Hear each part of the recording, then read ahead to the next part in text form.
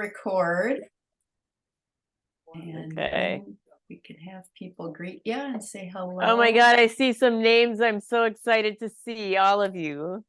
They can't hear, Wow. most of them can't hear you yet, but Oh, okay.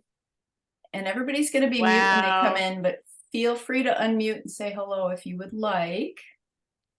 I can unmute. You're good, Laura. I'm telling the other I'm folks not if they want muted. to I'm not unmute. muted. Okay. Yeah, but if Hey, other people- Laurel, it's Shanae. Hey, Janae, how are ya? I'm good. And I see Carol, and I see Kim, and I see Julie Egan, maybe, and Darlene, who has kittens. Dave Tronier. I'd like to introduce everybody to my friend Dave Tronier. He has illustrated a book before. he can't hear you. He can't hear you yet, Laurel, though. Why? Because his little audio says it's still his little 3 balls are bouncing. Oh, okay. Audio, okay. so he's not quite here and yet. Dan Wilson. Hi, Dan. I know you won't show your camera. Hi, Everybody Laurel. but Dave can. Sharon Sample. How you doing? Good. I'm loving it. Are you? I'm loving it. Yeah. Okay, when we get the screen filled, we'll all, whoever has a book will little hold bit. it up and we'll do a screenshot. Dave, can you hear now? Dave. Must be muted. I can't hear you. He's unmuted, but his camera is off. Yep. So Laurel, was that just camera your is romper on. room? My what? Your romper room shout out? Right. Yeah. Oh, I was just being silly. Was that your romper room shout out? Ah, hey, Laurel, Norma.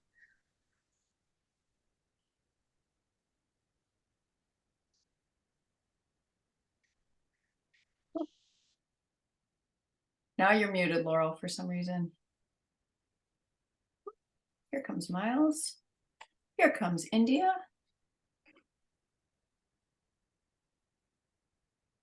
We can't hear you, Laurel. After 3 years, you'd think we'd have it, but we don't.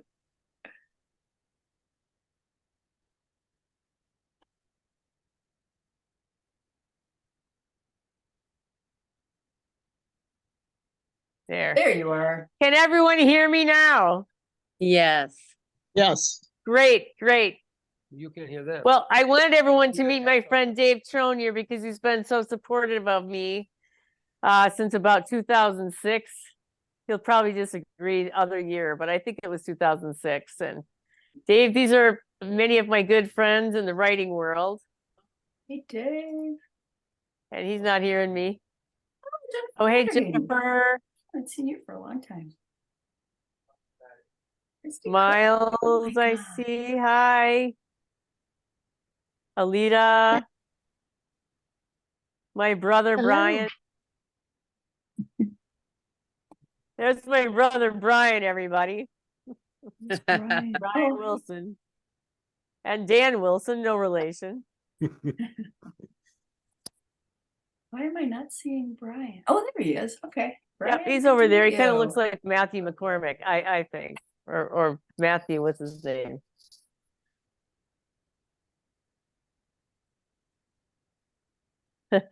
When you guys come in, you are all automatically muted, but feel free to unmute and say hello if you would like. Yeah, for sure. Hi, Miles. Miles is muted. Oh, my cousin Jean from Littleton, Massachusetts.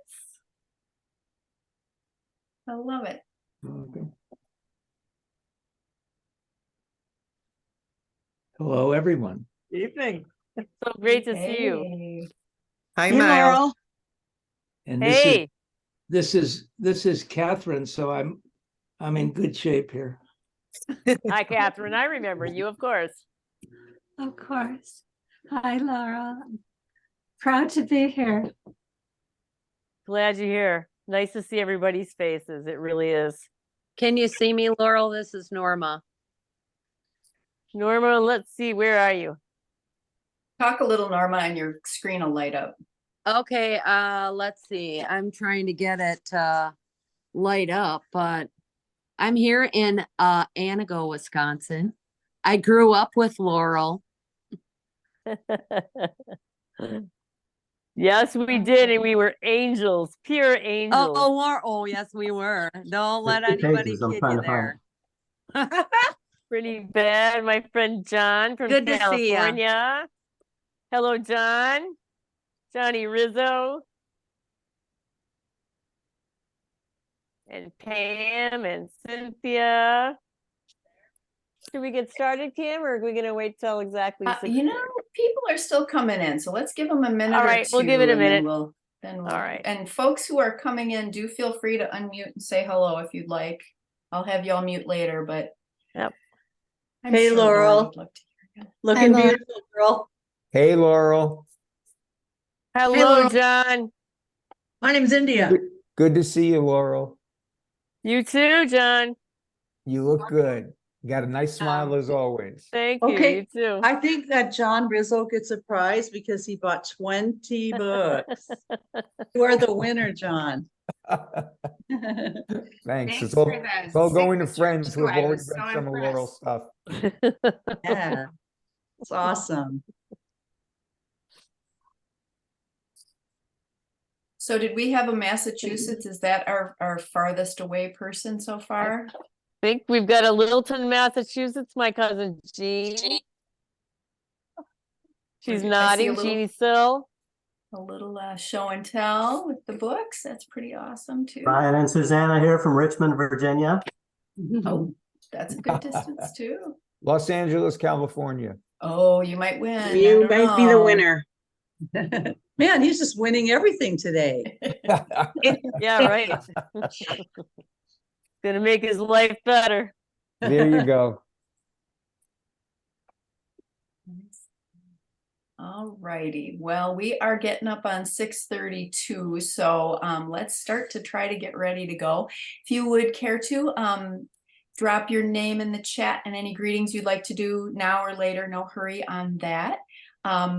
I will ask you all now to mute to preempt any dog barking or whatever in the background while Laurel and I are doing our thing. And then do, if you can, hang out afterwards and feel free to stay on and give your greetings to Laurel as well. Hi, everyone. My name is Kim Soer. I'm the director of Red Oak Writing, and just so proud and thrilled to host this event for Laurel. The back of her book will tell you that Laurel Landis is a Wisconsin writer. Her stories have appeared in Rosebud, Wisconsin People and Ideas, and the Chicago Tribune and others, and that she lives in Milwaukee with her husband, Joe. I bet all of you know that. And many of you are her dear friends over the years through writing and otherwise. And I count myself in that number. I'm so grateful to be able to share this this wonderful woman and her writing with you. Laurel and I met about, it's got to be almost 20 years ago. We've each been on either side of the roundtable critique table. For some time, I was in her group and she was the leader, and she's been in my groups where I've been the leader, and we've been side by side on writing retreats and things like that, writing together. So it's just really special to have so many people here to say hello to her.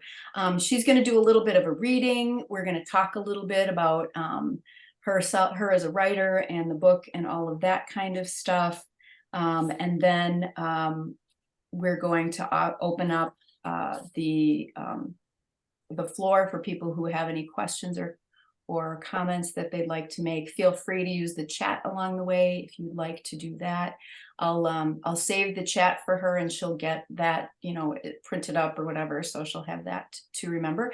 And we're recording this for posterity, so smile pretty. And if anybody, I would like to start though, I know everybody didn't have a chance to get the book, but if anybody has a book, if you would hold it up, I want to do some screenshots of people holding up the books by their faces. So just keep doing that and smiling. Oops. Okay. My brother's got the first copy, the very Oh, first yeah. copy. Ha ha ha, first printing. Okay, and there are 2 pages of people. So what a turnout, Laurel. Smile, smile, Good. smile. All right. Thank you for that. I'll share those with her as well. All right, so if you haven't already done so, I'll ask you to mute yourselves. And Laurel, take it away. She's Laurel. Well, you can introduce what you're going to read to us. Yeah. I'm going to read just the beginning of the first story in the book, which is called Tornado. And it was the first story, I think, in this collection that I started, which must have been back in 2008 or 9. This is how long some stories take. And there are stories not in the book that have taken longer. And this story is close to me because as a child living in a really small village, I witnessed a lot of adult bad behavior that centered around alcohol, let's say. You know, my parents managed a Legion bar. So by the time I was a teenager, I'd probably seen a few bar fights and a lot of adults who'd had a little too much to drink. And it had a very big effect on me as a child, trust me. So I'm just going to read the beginning of this. I'm going to keep it brief. I know everyone has other things to do today. So, Tornado. Cousin Gaylord was an alcoholic, not the kind who lives quietly in the shadows of the local bar, listening to a country jukebox and the crack of dice. No, Gaylord was a spectacular alcoholic whose mistakes were as hard to ignore as his successes. We swore him off. We wouldn't answer the phone at 2 a.m. or pick him up at the county jail. Mom wouldn't lend him money, but we didn't stick to it. On the one hand, we felt sorry for him. On the other, we couldn't help wanting to see what kind of twisted situation he'd gotten himself into. There was a time he sobered up, got a job in the city. To our surprise, and even Gaylord's, it turned out that along with his natural charm and amiability, he was a bit of a genius. Despite a lack of higher education, he invented something important, a breakthrough innovation, he said, and was moved off the plant floor to his own office. He bought a house with a pool, new cars, gifts for all the relatives, which he handed out on visits home. Big things like new TVs, fancy appliances. Dad wouldn't take any of them except for a few kitchen gadgets for Mom. Gaylord hung on to that job for 15 years. Then suddenly, mysteriously, he was laid off. Sometime after that, he ended up in the church in his underwear in the middle of the day. The Pine County Journal covered it just as they'd written up his winning touchdowns and his invention at the plant. Those stories filled long columns next to various class photos and were kept in our family scrapbook. Something must have happened to make him start up again, Mom said. What makes you think he ever left off? Got good at hiding it is all, said Aunt Jo. My mother opened the paper again and again, but the picture remained the same. Gaylord, wrapped in a policeman's jacket, being led out of St. Peter's Cathedral, wild-eyed and barefoot. After that, he began to take odd jobs. None of them lasted long. There were just some things he couldn't put up with, he said. He started showing up at our house on weekends in some kind of jam, or just drunk and wanting Dad to go out with him. Dad never would, even if he might have, had someone else been asking. The next day, we'd hear Gaylord had a fight, hit a deer, or fallen out of a window or broken a leg, which you'd think would have stopped him, but it didn't. He drank with a cane in one hand and a beer in the other, and then he drank with a limp. He was 50 years old now, and it looked like being a drunk was going to be his final occupation. There was no sign he'd had enough. Then again, neither had we. Gaylord was a bad habit. We were hooked. So that's the beginning of that story. Yeah. Great reading, Laurel. Thank you. Thank you. Would you like to start by telling us a little bit about your origin story as a writer? And were you a kid? You were the kid that was writing all the time when you were little? And If so, what did your family I think of don't that? remember.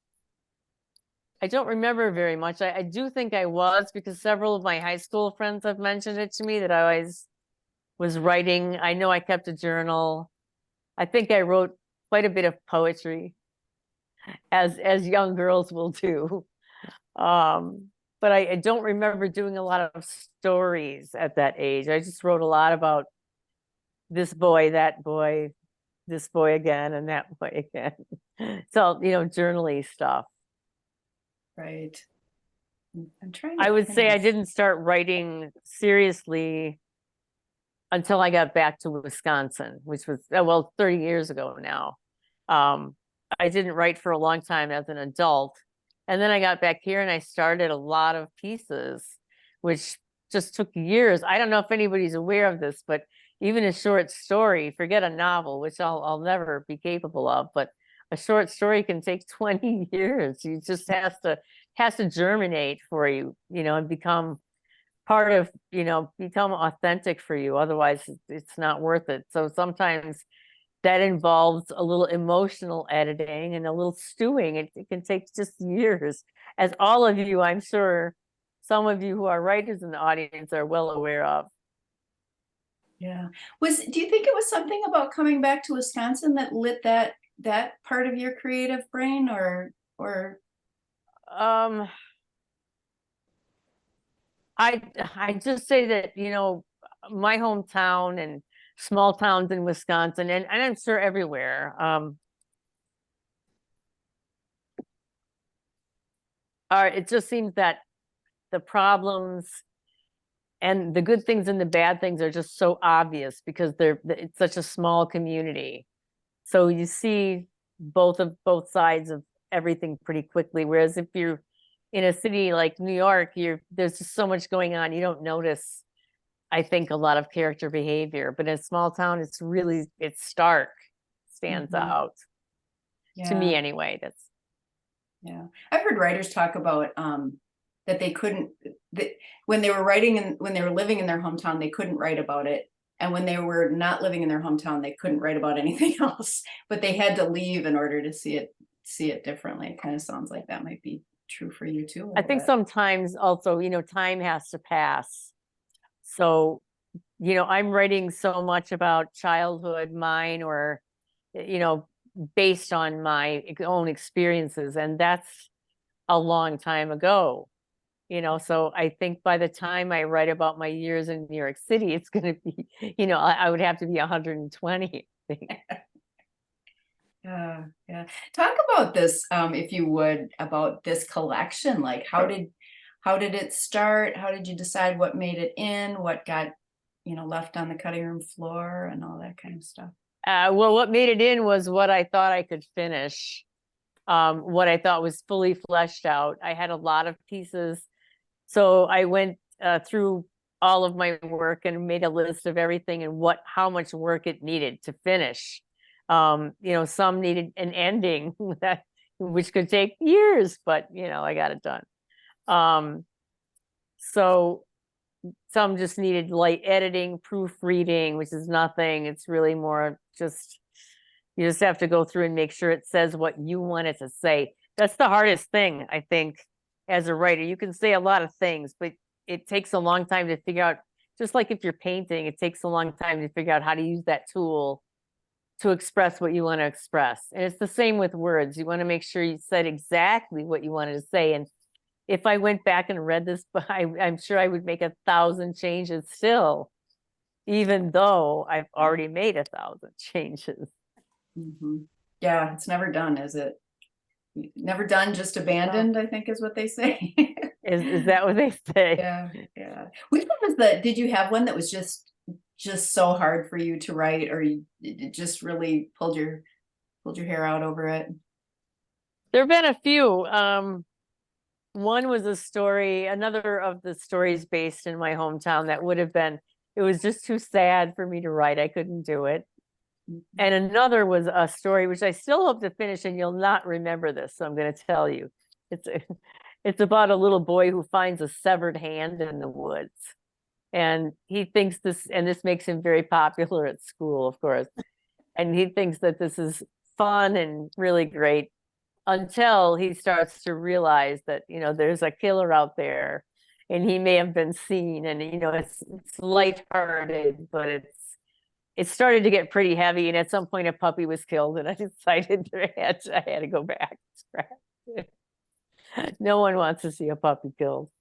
So you won't remember any of that. And, in 5 years, that story will come out. And it'll be very So different. what was the than it question?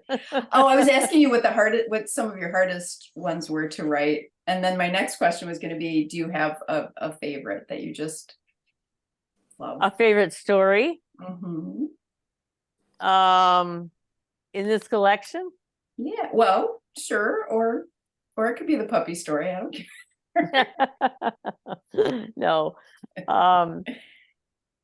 I would say, I actually like Running with Mrs. Ginger Lake in this collection. To me, that's one of my favorite stories.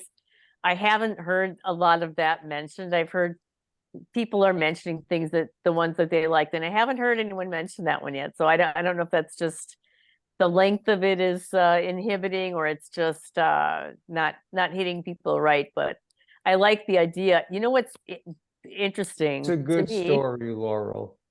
What's that? It's a good story. It's a very good story. Thank you, John. And I do like Tornado also very much. Good. Sorry, I mean to Nope, cut that's in. all right. I think, what was I saying? You were talking about Running with Mrs. Ginger Lake. Oh, I think there are 3 stories in this collection where people are in wheelchairs, which is interesting. Noticed because I am that, now in a yes. wheelchair, and I had no premonition of that. It just was, I kept putting people in that predicament for some reason. And Running with Mrs. Ginger Lake is a nice, he finds such a unique way to get himself out of that situation, and get out of that wheelchair and be able to still run, at least. That's all, but he can still run and be wild. And I think people all want to do that. We want to run and escape our bonds, and he finds a way. And it's a pretty inventive way, I think. So Mhm. I agree. And were you ever a runner? what's that? You froze up for a minute. Were you ever a runner? No, absolutely not. But I did like the feeling of movement in my legs, Yeah. which I can still remember. And it's just I can feel those muscles moving. It's such a strong memory. And also swimming, I can remember that so clearly, because I don't know, I've always just been so conscious of where I am. And in swimming, especially, I just remember that feeling of water or walking up a hill, that little bit of stress on your muscles. I don't know. I miss it. I miss those things.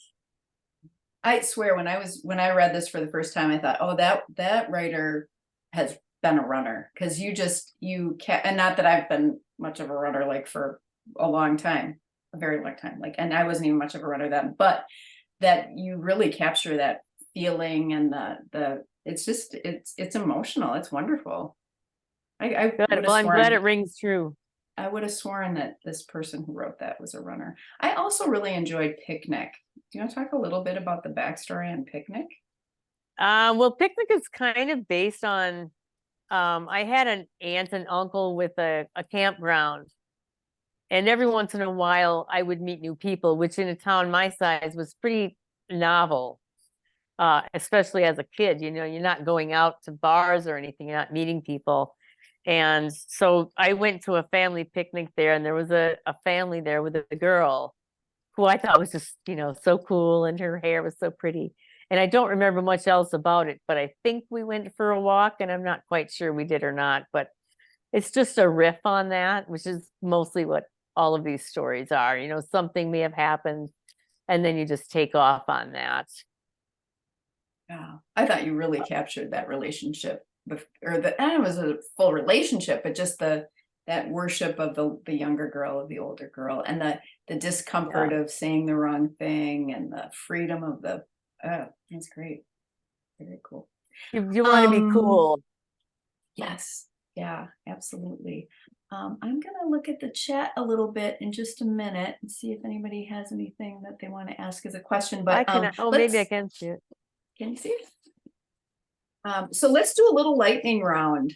These can be really short answers, and you don't need to elaborate unless you want to. Do I Google things? Can I Google? You shouldn't have to. I hope you don't have to. What's my favorite color? I don't know. My God. Okay, first one. First draft, pen and paper or keyboard? Pen and paper. Atta girl. Coffee or tea?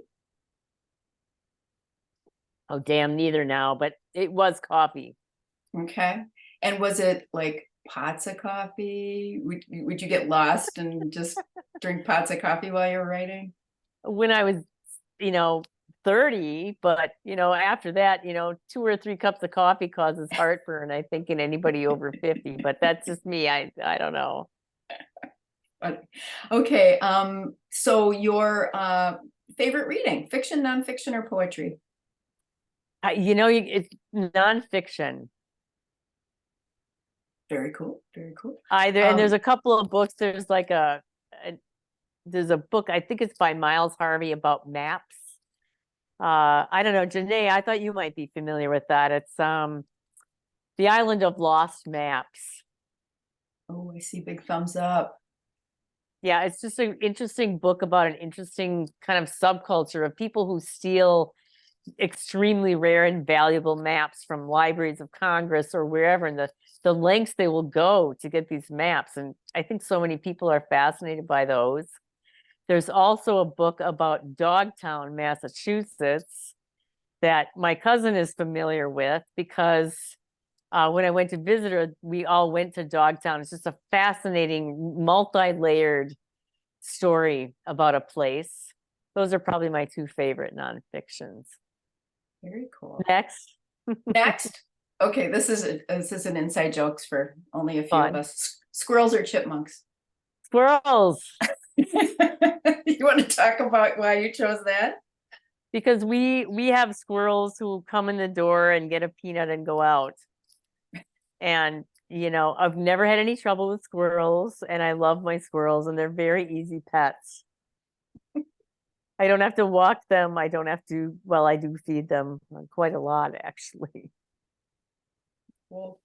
And what writer would you like to be compared to? Do you have one? Or No. it can just be a writer that you love, if you have any. I love Lori Moore and I love E.M. Forster, and I'm not like either one. I don't know. I never really think about that.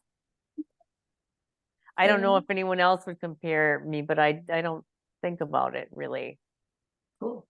That would be a fun thing to drop in the chat if you want to. Laurel's work reminds me of. So let's see. Someone asked if you have a story brewing right now. If you've got your next story in mind. I do, and I also have some nonfiction right now.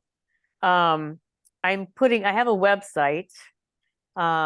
And which I will put in the chat. You talk about your website for a while and I'll put it in the chat. I'm really enjoying that. I'm trying to interview people who do interesting things, small town people, other authors, and putting one interview per month on the website. And then one of my own pieces that didn't make it into the book, I'll add one of those to the website every month and put a link to it. So just so people have something to look at. I'd like to blog, but there are so many bloggers out there, and there's actually some really good ones, and I don't have the bandwidth, I don't think, for that. That's a commitment and a half. And you are committed to just doing other things. You're creating other stuff, so you sure don't have to feel like you. Yeah, I have enough. I think. Yeah, cool. Janae says your work reminds her of Ann Beatty. Wow. Thank you. One Janae. could do worse. Yes. One could. Dave has observed that oligam is a what's that called? An anagram for Algoma? Is that intended? He's exactly right. Yeah. You Nice. know, when I wrote that story, that is one of maybe two stories that I wrote really quickly. I was actually coming back from the clearing, and I stopped in Algoma, and there's a beach there, and I have a story for everything, so just stop me when I'm too much. So I stopped and I went out and I walked on the beach, and I suddenly had this overwhelming feeling of this profound sadness that I don't think I've ever had before or since. And so I, stood there and cried for quite a long time. And then I got back into my car and started writing Olegam. And then I finished it very quickly. It had to be fleshed out still, but I don't know about other writers, if you want to, mention how fast, sometimes things just come out really fast. Yeah, unfortunately, it's not very often that it happens. No, it's not. Most things Yeah. are kind of agonizing. Yeah. I don't know what everyone gets first. I mean, to me, and I think this is not a good thing. A lot of times for me, it starts with an image. And, I can create a mood, but then it's like, okay, but where's the story? Where's the tea in the pretty teapot, Yeah, exactly. I wonder if this is related. Alita's wondering how your photography influences your writing, or if it does. What was that? Alita is If what? wondering if your photography, how it influences your writing, or if it does, or vice versa too, maybe. No, except they're both creative endeavors. Mhm. Yeah. I don't remember a photo. I mean, other people's, I love looking at photographs. Doesn't matter who's or what or where. So I love looking at pictures. Picture books I could sit with for hours. Doesn't matter what it's about. So no, not really. They're just separate things to me. Mhm. Somebody, Jennifer Vanderhayden, had to peel off, so she says goodbye. What did I wanted to? You were going to ask me about Gunshots, I think. Yeah. What? Oh, well, actually, the question was about the whole collection, but yeah, you want to talk a little bit about Gunshots? Either where it came from or what you were trying to do with it? I did because, well, it all started because someone killed my father's pet pheasant. It wasn't me. But then I just made up some stuff around it. But there were considerations that I had to think about with writing that story, about what writers have the right to write about. There are some memories in that story that are a little closer to the reality than I realized. And I wouldn't have changed the story, though. I thought about it for a long time, and I thought, no, I wouldn't have made any changes, because that's my memory, and I have a right to throw it in there, and I kind of riffed on that and made it fiction. But I did remember some things I didn't realize I remembered. Yeah. And that, I know that happens to a lot of writers. I mean, you put something in, this is not even a memoir, with memoirs, I think you have to be careful, because you're going to have somebody in there who's not happy. But this is fiction, and yet, there are some truths in there. So I had to think about it, and it's just, to me, it's a part of the story that is important. So I left everything the way it should be. And I guess it's sort of a takeoff on my relationship with my own father. Hold this, hold that, hold this, shine it there. Those kind of dads, Mhm. So And- that's my origin story for Gunshots in Grudgeville. Yeah, and it's it seemed like a warm relationship, so that was very sweet. Yeah. Do you have any advice for aspiring writers? No, you know what? Judy Bridges, I don't know if she's on or not, wrote a she book called is. Shut Up and Write, and that would also be my advice, because I think, when you're young, when I was 20, 30, I remember reading a whole lot of books about how to write. and it just kind of kept me from doing the actual thing. It's hard to sit down and begin. And so that's all. You just, the only way you do something is by doing it. Yeah. Yeah. And how did you decide on the order of these pieces? That's really interesting to me. Because it was what I loved about reading this. I love this about short story collections anyway, is you'd read a book, you'd read the first story, and then I'd be reading the second story, and there would be some little something that was like an echo of what came before. It wasn't the same characters, it wasn't the same story, but it just felt like it was very intentionally rolling out piece by piece. Did you have how'd you do that? I have no, I didn't know. I really, you see, I Intuition. don't know. Okay. I don't know. I knew which pieces I wanted to be first and last. Okay. But other than that, I didn't think about it too much. I was a little concerned that the stories with magical realism in them, like Olegam, Running with Mrs. Ginger Lake, that's something I really like to use. I'd like to write more magical realism kind of influenced stories.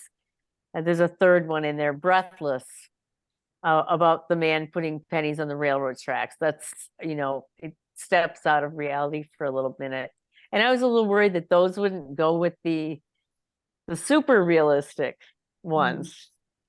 Kind of like the same, like photographs, an impressionist painting versus a photograph. To me, it was kind of an odd mix. So I'm glad you liked it. Yeah, yeah. No, I loved it. And I'm not going to read any, but there were places where the sentences just knocked me over. Are you really, it sounds like from what you said earlier, that you really work sentences until they say exactly what you want to say. And are you kind of a stickler about sentence level stuff? I hope so. Or is it natural? No, I hope so. I did hear someone and I wish I could remember his name.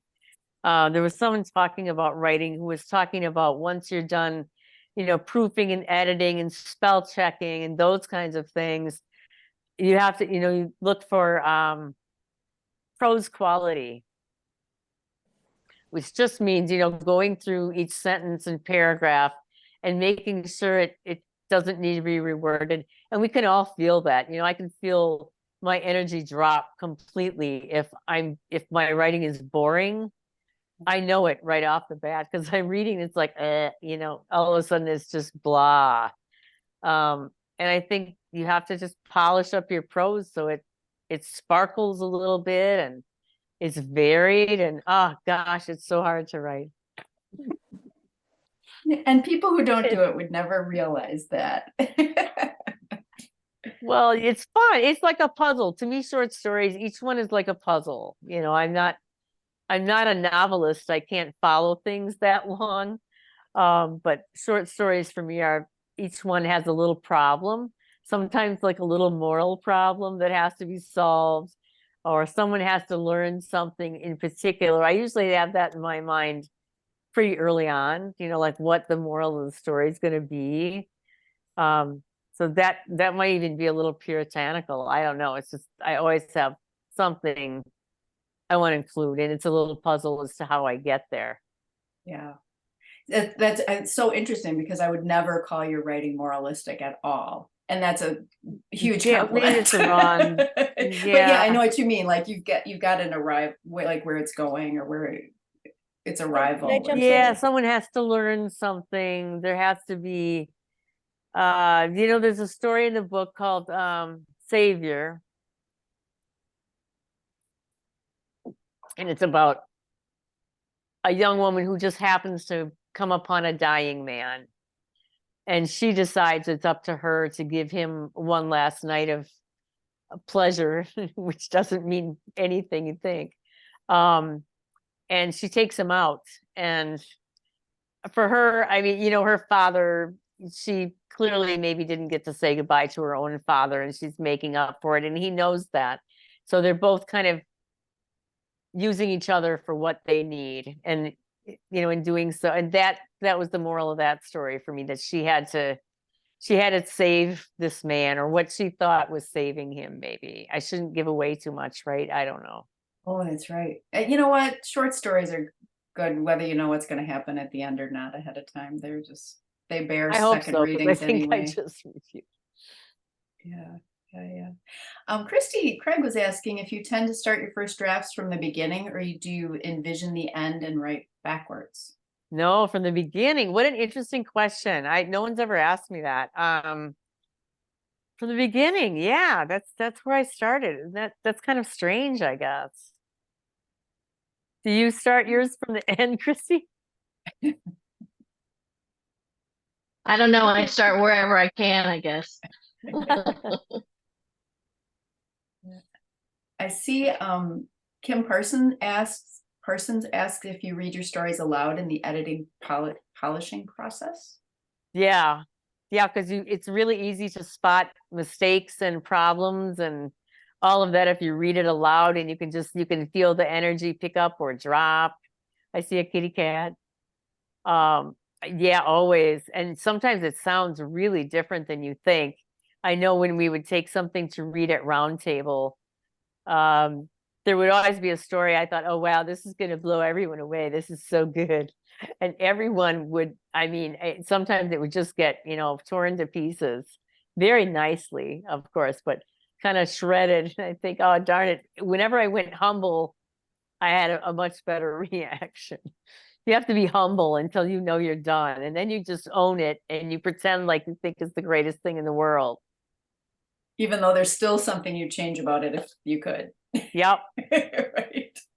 There were times when I did readings in public, and I'm sure some of you know this. You read in public, I always feel like puking before you, like, why did I pick this? The worst piece of hack writing I've ever seen in my life. But once you get to the podium, you have to own it. This is mine, and it's so great, just have to believe it. Yeah, here. Well, it looks like some folks are wanting to, say some stuff or ask questions, and I'd like Sure. to make that happen. So I'm gonna unpin us Sure. so we can see everyone. And Oh, if it's you so would great like to see everyone. I know, isn't it great? Oh, there's If- Pam. I see Pam. Yeah, so feel free to either just unmute yourself and start talking, or wave your hand and I'll Sure. recognize Let's have you. a conversation. I would enjoy that. Yeah. Don't be shy. While you're deciding whether you're going to unmute or not, I'm going to tell you that there's some links that I've put in the chat that I will also post at the Red Oak the Red Oak Facebook page. So if you go to redoakwriting.com and click on our Facebook page, then I'll have those links. It's a link to purchase the book. It's a link to Laurel's website. And on Amazon, it's not there yet, but her ebook will be coming out in the next couple of days. So if you've been waiting to read it electronically, that will be available. And I need to thank 1016 Press for helping me get this book out. And of course, Kim and Pam Parker for all your work on it as well. It was a big job, and I'm so thankful to 1016 that they got this done in such a great timeline. So, and it's beautiful. Yeah. Jean, I see that you're unmuted. Did you have anything you wanted to jump in here with, or you just happen to be unmuted? Jean Sill? Oh, I don't want to call you out. I just thought you might have something you wanted to toss in. Hey, Lori. Yeah. I know a lot of these people know you. I don't know for how long, but I was wondering, can I show a picture of you with your red hair and gel? Sure, John. I'm going to have to give you permission, John. Let me just find you. You just disappeared from my screen. I'll find you. And When I had you. hair, when I There you had are. hair. Okay, John. Hello. Maybe I have to just do it this way. Okay, hold on. Redheads lose their color sometimes early on, Yeah, but you didn't lose your smile. I think you should be able to now, John. Okay. Let's see. I think that's my friend Jamie. There we go. Yes, there's me with red hair. I don't know if you guys can see it. Yep. That's great. Well, John took some pictures of us actually when we were younger. So Yeah, that's one of the ones I took. yep. That's Yeah, a great one. I know there's people now that don't even know I had red hair. yeah. But like I said, you haven't lost your smile. Thanks, John. You look terrific. Here, here. Oh, and Luella is on, I see. Oh, yes. And I wanted to mention, Luella, can you post in the chat about about your series? You know what? I'll do it. I've got it. We are Yeah, interviewing it's Laurel such a- for a podcast this week. So yeah, I'll put that in the chat. and it's such a great series. I'm not the only one. There are other podcasts in the series. It's a really great thing for authors to be featured on. You guys are doing a great job, Luella. Thank you. So are you. Thank you. We're warming her up for you, Luella. That's what. Yeah, that's right. You have to warm me up a little bit. No, I can talk for hours. I'm sure my brother can attest. It's all right, Brian. We know. Any other writers have any information to share about, say, now I know we have a novelist. We have Janae Sacken on the line here. And what do you think, Janae? Have you tried writing short stories, or did you just come out writing novels? I tried writing short stories, and then maybe about 2008, I was asked to call several people to be guests in the Red Bird Showcase. And one of those people is named Laurel Landis. And I sat in the audience and listened to her short stories and said, dang, I don't have a clue about writing short stories. So I stuck with novels because you are good, lady. Thank you. Thank you. I know, I think I once asked a writer, might have been Robert Vaughn, you might know from some flash fiction books, about if he just thought people were one thing. He thinks people are, can be many things. I think some people can. Some people can write poems and write short stories and write essays, which are so much harder than they appear to be. I've tried those. I know one writer on here actually who can write very quickly and submit. I just cannot do that. I can't, like writing on topics in the news or what have you. I'm just not capable of writing that fast. I'm with you, Laurel. I think some of my that I wrote when we were at the round table together are probably just now start coming out. They had to ripen, that's all. Today, yeah, Laurel, I just love listening to you talk about how you polish and how you live with your stories for years, if not a decade, and how you're polishing it like a fine jewel. And I just love listening to you talk about that. I love doing it. It's one of my favorite things to do once I have an initial draft, to go back and really fine tune it. It's pleasurable, but some writers hate editing. I love it. I love that part of it, but yeah, dang, it just takes forever. I'm with you. Yeah, That's the fun part. That I agree. I think that's the fun part. Yeah, I think it's the fun part too. I think some writers also start off with a plot or a plan for the whole story or the whole book. That's never been me. I'd like to try it just for a novelty once. There's NaNoWriMo coming up where you write a novel in a month, which can be fun and can also be just a mess of nothing with, a lot to read through and make sure you don't have something. Depends. I know someone here who's gotten a couple novels out of Nano. Barbara. So some people do really well with it. I think I might have gotten a short story out of it. Right. Although I haven't finished it. I think that was a Nano from like 2006.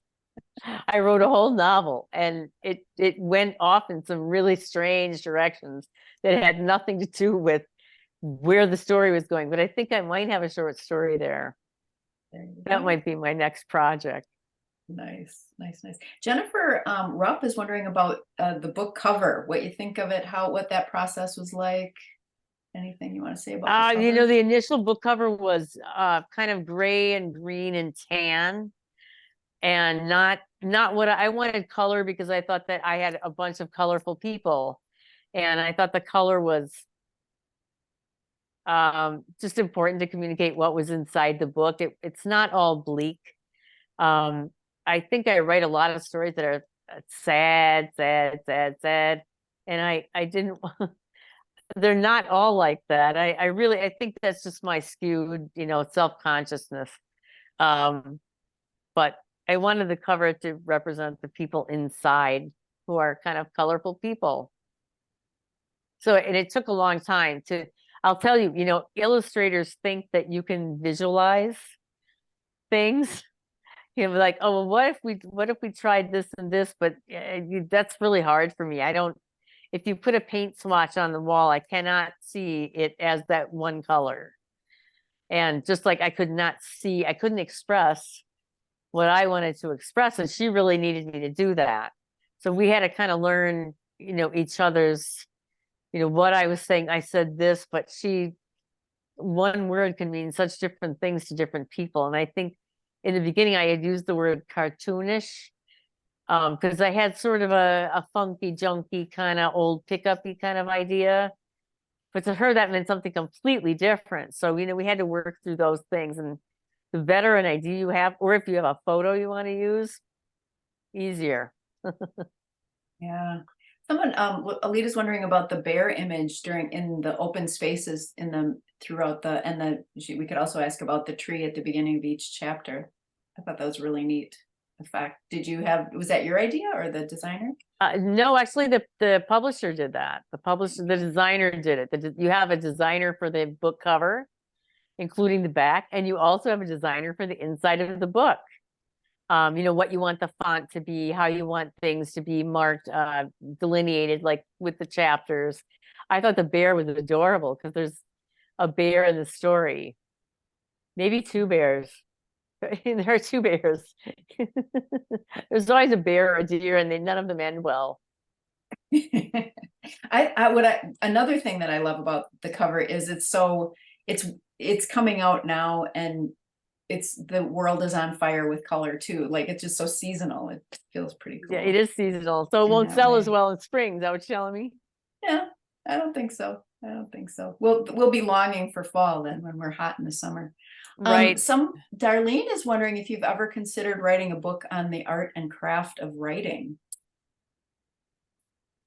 No. Do you ever write about writing though? Like in essay wise? I've only written one. I started writing an essay about writing that sounded kind of bitter, so I abandoned it. But it was about which I'm sure several of you have heard me kind of complain about. I mean, I had a line change actually in Tornado when it first got published. Someone changed a line in it that I thought was crucial, that I had worked and worked and worked and worked on, and didn't tell me until I got the copy.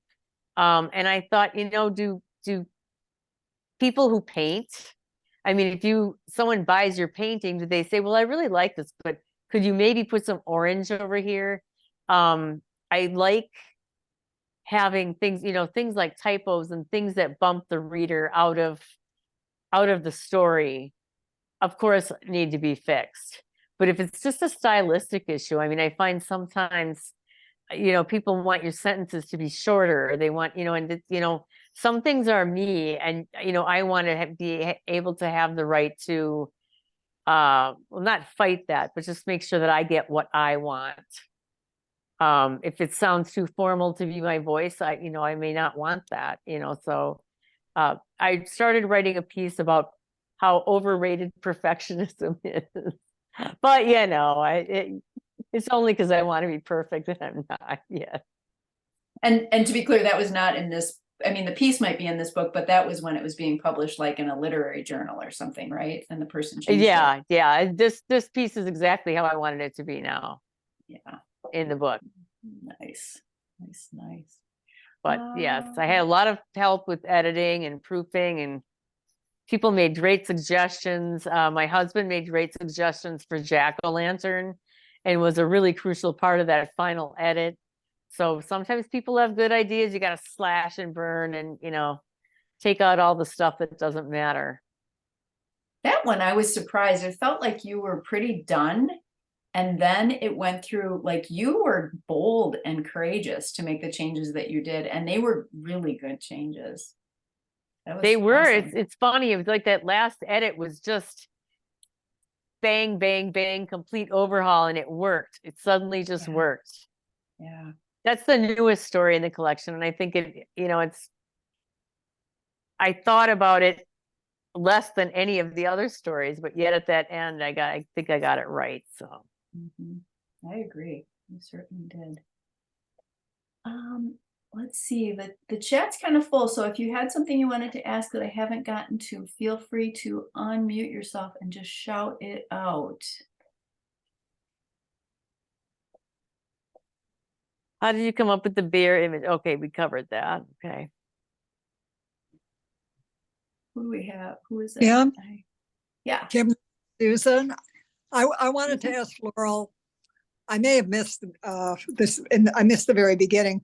I wanted to ask Laurel if her time in New York inspired many of her stories. No, not only, no, not in the collection at all. The only piece inspired by New York is called Scherzo, and it's on my website. But this collection is mostly, based on images and things that happened in my childhood or in my small town. A lot of small town people, and some are just made up stuff. Because I get to do that. Well, of course. Susan, good to see you. I'm glad you made it tonight. Yeah, I had my usual trouble on computers, so my trusty iPhone is bringing you to me. If you can't get in one way, you can get in another. That's awesome. Great. Yep. Super. Well, we're coming up on about an hour. I don't want to keep everyone. I think if someone's got something they want to say, go ahead. Otherwise, we'll cut it up. And I thank you guys so much for coming. It's really nice to see everybody's faces. Yeah. Way to go. We're all so proud of you, Laurel. This is just wonderful. Thank you. Thank you. The world. Hi, Laurel. This is Yolanda. I'm so proud of you. Hi, Yolanda. Hi. Hi there. Just so proud of you in this piece and all of you've accomplished. And kudos to you, my friend. Thank you, Yolanda. You're welcome. Laurel. Yeah. Yeah, we should all raise a glass, whatever you have, to Laurel. Pure water. Laurel. Wisconsin as water. Amazing as you are. I've enjoyed this so much. I think we raise Good a night, second. everyone. Might want to raise a second glass to Kim and Pam and Carol for. I know you already said to your publishing company, but you had some pretty strong friends pulling that out of the weeds as quickly as you did. For somebody who takes 98 years to write one small book. I'm embarrassed about that, actually. I admire what you did. It's just technically beyond the beauty of the writing. You've always been such a great writer, and to see that all come together is absolutely exciting for all of us who've been there for a long, long time listening to this story and that. Good for you. Thanks, Judy. You're welcome. You're here. Oh, Oh, there's hi, somebody Lisa, else. my other cousin. Oh, Laurel, I put in the chat that you were in my very first roundtable, and that's the time when I was so grateful no one threw me out the window because we were in Judy's building on the fourth floor or whatever. Like so terrible, my writing. And I was so in awe of you and almost intimidated, you know, and now I'm not intimidated by you anymore, but I'm in awe of everything that you've written. Well You done. should be intimidated. Yeah, I should be intimidated, you scary person. Especially bald. My husband said I looked like a cult leader. I said, well, at least I'm a leader and not a follower. That I would never be.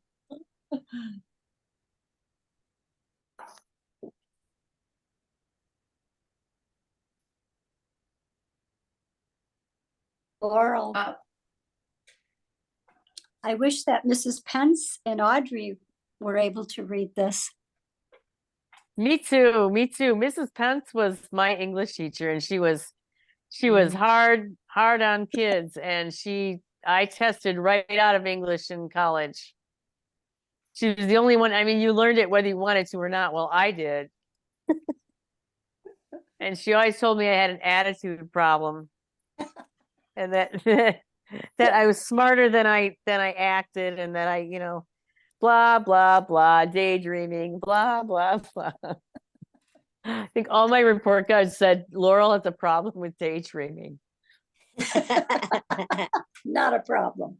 Yeah, it's This is not a what problem, is happens. it? I mean, come Yeah, on. Right there's my daydream right there. It's a great quality for a writer.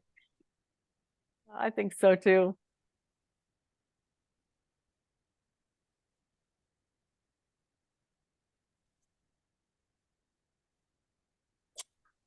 I just want to leave space for people who want to say stuff, so feel free to just go Yep.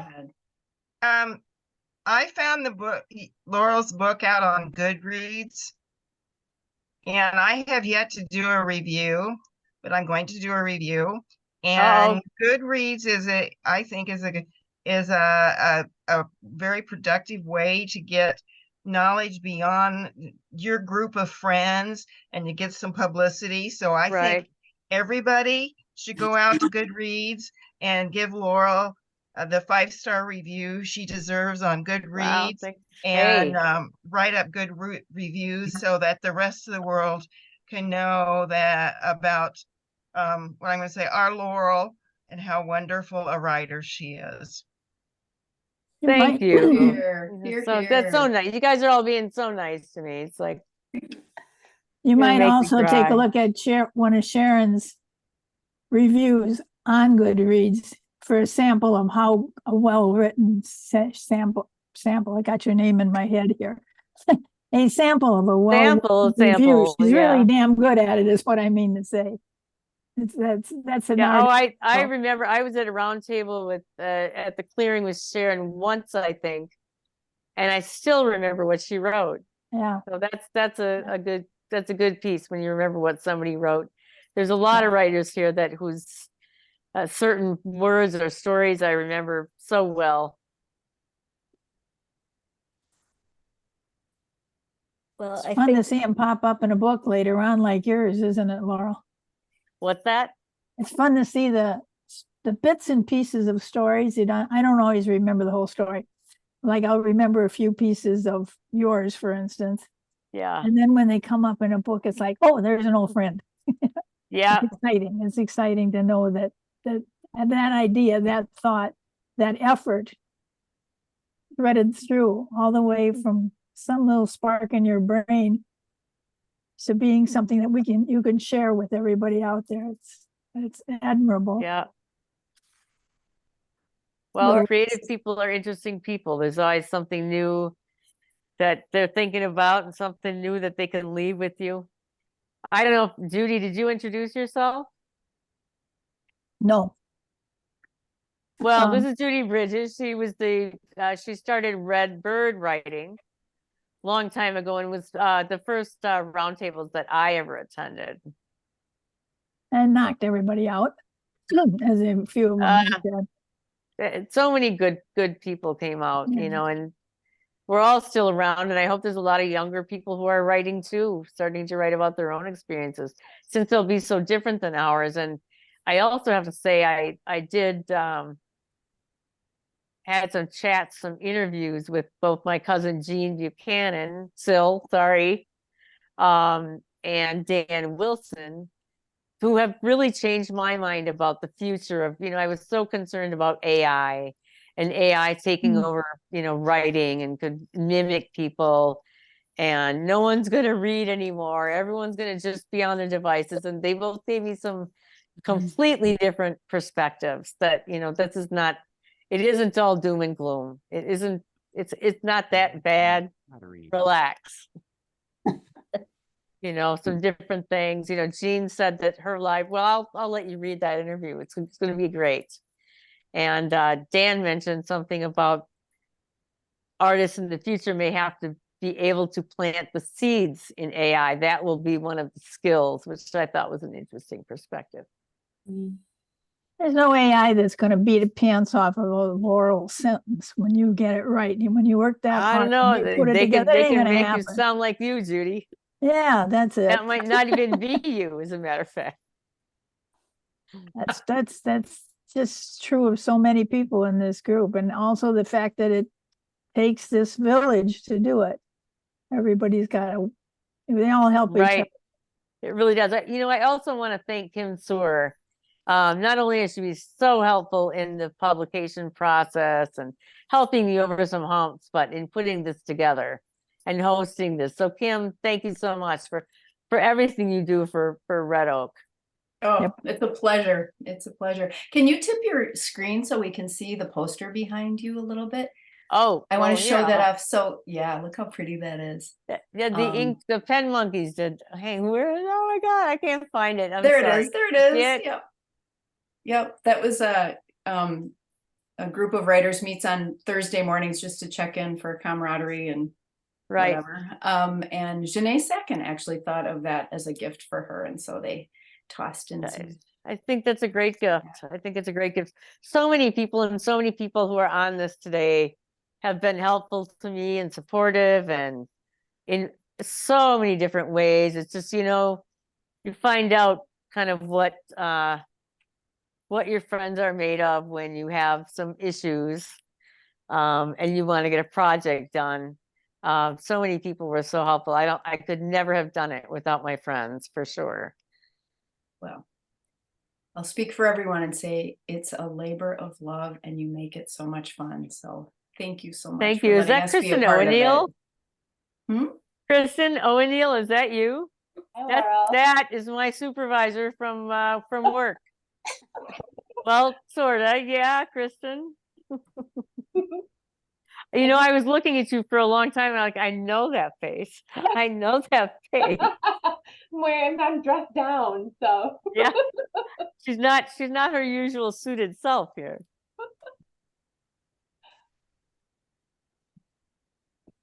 All right, have we worn you out, Laurel? Yeah, I'm ready to call it a night. I'm so grateful to everybody for coming. This was fun. Talking about myself for an hour seems kind of indulgent, but I had fun doing it. That's all that matters. I'd do it again. Let's do it every day. Let's do it every day. I'll talk about myself for an hour. Careful what you wish for. Careful what you wish for. Yeah, right. Love you, Laurel. Love you too. Good job, sis. I'm really proud of you.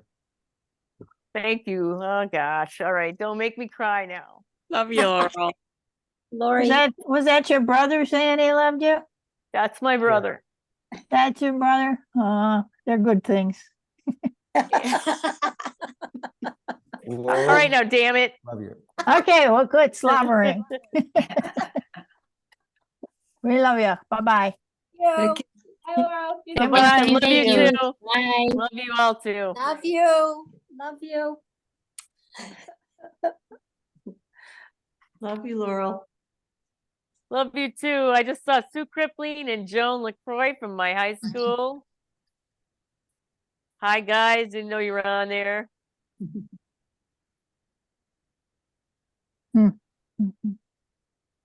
Hey, Laurel. Hi, Lori. Hey. Oh, hey, Kim. People calling me Lori are from my hometown. That's or me, my Joan. relatives. Kim, gosh, I haven't seen you in forever. And This Sue is the Crippling beauty of and Zoom Joan. that they can join. What's that? It's the beauty of Zoom that these people can come and Yeah. see you. I love that. Yeah, And for Laurel, sure. it's Pam. I need to go get ice and drugs. So I'll talk to I you got you. tomorrow. Got you there. Take care. Okay, bye. We have a couple friends from my Wisconsin Writers Association group here. So I'm pretty excited to see Lee and Sherry here. So hopefully they're going to go back to WWA and brag on you, Laurel. Good. Well, we'll see. Well, I will certainly look at your stories. It's been so good Excellent. to you. Excellent. Couldn't ask for more than that.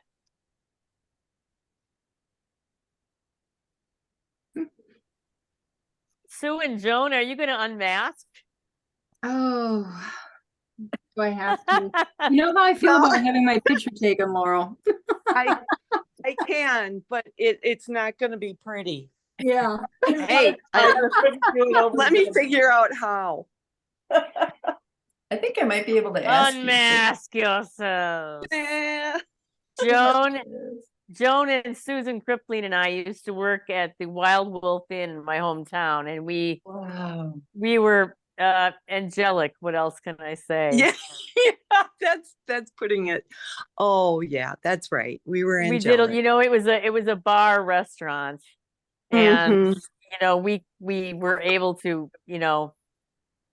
Anyway, later. Anyway, later we went for drives in the car.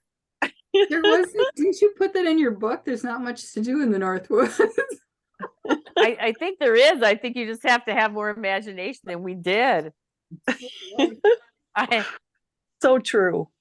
We But did we what had high fun. school kids do.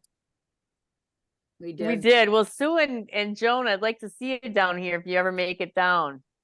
Oh, not a problem. Yep. Just let us All know. great to see you. Yeah. And Kim, if you come to Milwaukee, come and see me. Kim Holder. Listen, I don't want to keep Kim sore. So Kim, we're gonna wrap it up. Okay. And I will talk to you guys later. Hey, Carol. See you soon, Laurel. Thank you guys for coming. Bye. Bye, Lori. Bye-bye. Good night. We'll get down there. I hope so. Yeah. Okay. Be fun to talk about old times or new times. Bye. Yeah, for sure. Okay. Bye-bye. All right. Bye, everyone. Bye. Hey, Rob, you want to log me off? Nice job, Laurel. That was great. Thanks. Nice job. Rob's been very good to me here, Kim. He's a good guy. He's a keeper. Bye. See ya. Sweet dreams.